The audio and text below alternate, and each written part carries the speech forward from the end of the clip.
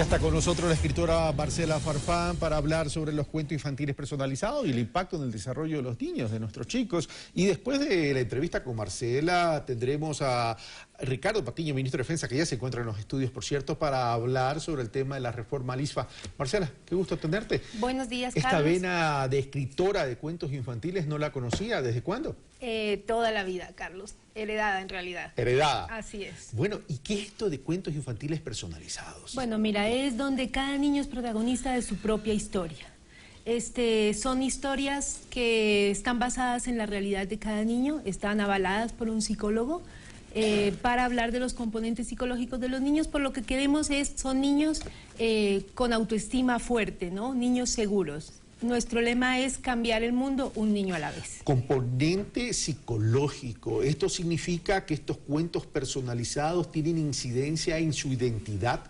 Por supuesto. A ver, te cuento un poco el proceso para que lo entiendas. El padre o el abuelo o el adulto que solicite el cuento llena un cuestionario donde habla de los miedos, si los tiene, las virtudes, las frustraciones, los talentos, lo que el niño tenga. Con esa información yo armo la historia. Entonces, por ejemplo, con esa información llegué a las aventuras de Super Marquitos. Marquitos es un niño de 3 años que quiere ser un superhéroe. Entonces le reforzamos su autoestima con el cuento. Escoges el tipo de ilustración que quieras y te llevas un cuento como este, mira. O sea, termina contándose la historia, los sueños del propio niño. Del propio niño, claro. Y esa autoestima, que en este momento podríamos decir es coyuntural en términos de sus sueños, en términos de su edad, etcétera, etcétera, ¿cómo incide ya en el crecimiento y desarrollo del niño? Por supuesto, imagínate, digamos que Adrián tiene 5 años y tiene miedo a la oscuridad. Entonces le hacemos un cuento donde él es protagonista y supera ese miedo a la oscuridad. Como te digo, aplica para sueños, para miedos, para frustraciones, para talentos, para lo que quieras. Entonces esto va a tener una proyección en tu crecimiento enorme. ¿Eso significa entonces que se estaría trabajando en los niveles de la conciencia y del subconsciente? Claro, sí. Y te vas a ver reflejado en un cuento que te va a durar toda la vida. Imagínate lo que va a pasar cuando Marquito tenga 25 años y lea su cuento.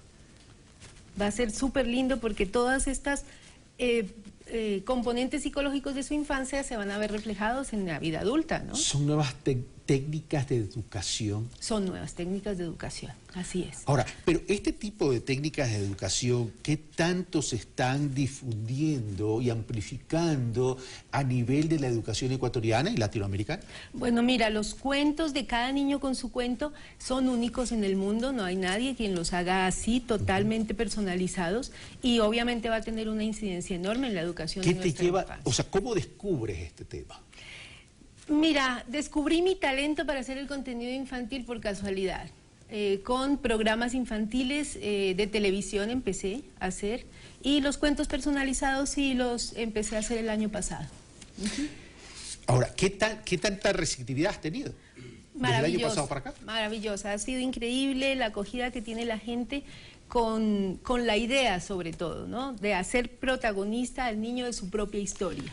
Ahora, esto es cuentos personalizados infantiles, por tanto esto no se consigue en las librerías. No, es decir, es único. Yo te entrego a ti un cuento impreso con tu historia, te entrego obviamente un PDF y un HTML para la tablet, pero solamente tú vas a tener un libro, una historia. ¿Y cómo acceden a estos cuentos personalizados? En la página web, cadaniñoconsucuento.com. Ahí está quién soy yo. Cadaniñoconsucuento.com. Cadaniñoconsucuento.com. Bueno, te felicito, Marcela, por tu iniciativa, muchos éxitos. Gracias a ti por invitarme. Qué bueno enterarse que hay este tipo de iniciativas y este tipo de investigación, porque esto responde a procesos de investigación en cuanto a incidencia en el comportamiento, autoestima, identidad y a niveles de conciencia de los niños. Por supuesto, así muchas gracias, Carlos. Buen viento y buena mar, mi querida Marcela. Carlos. Muchas gracias. Un placer. Bueno, nosotros hacemos otra pausa pequeñita y regresamos con Ricardo Patiño, ministro de Defensa, con quien vamos a hablar sobre la reforma al ISFA.